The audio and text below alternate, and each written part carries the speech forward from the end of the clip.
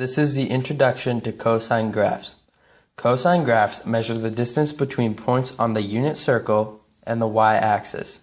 These distances are then put on the graph, which looks like this. This graph makes a wave shape. So if I were to take this point 1, 0, or this distance to point 1, 0 on the y-axis, and put it on the graph, it would look like this.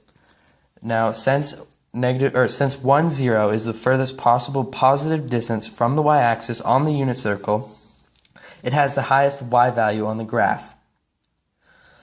And then as you move through quadrant 1, the cosine values shrink because you're getting closer to the y-axis. You can see this happen on the graph too because these values are shrinking until you get to 0. Pi over 2 is 0 on the graph because it lies on the y-axis.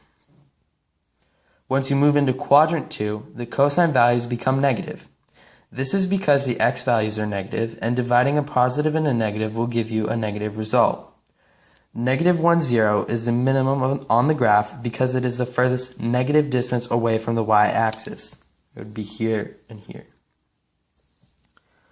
You then move into quadrant 3, which still has negative values, however it is getting closer to the y-axis, so the values are getting closer to 0. On the graph, it looks like this, getting closer to 0. 3 pi over 2 is also 0 on the graph because it also lies on the y-axis. As you move into quadrant 4, the values become positive again and increase as you move along until you reach 0.10. This would look like this on the graph, increasing until you get back up to 1, 0. At this point, you have traveled a whole circle around the graph, or you have traveled 2 pi radians. So the period of the graph would be 2 pi radians because traveling from here to here, which is 1 period, is 2 pi.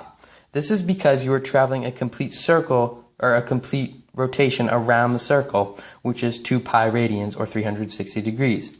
So you are moving 2 pi radians to get to this point here, which means that the period is 2 pi.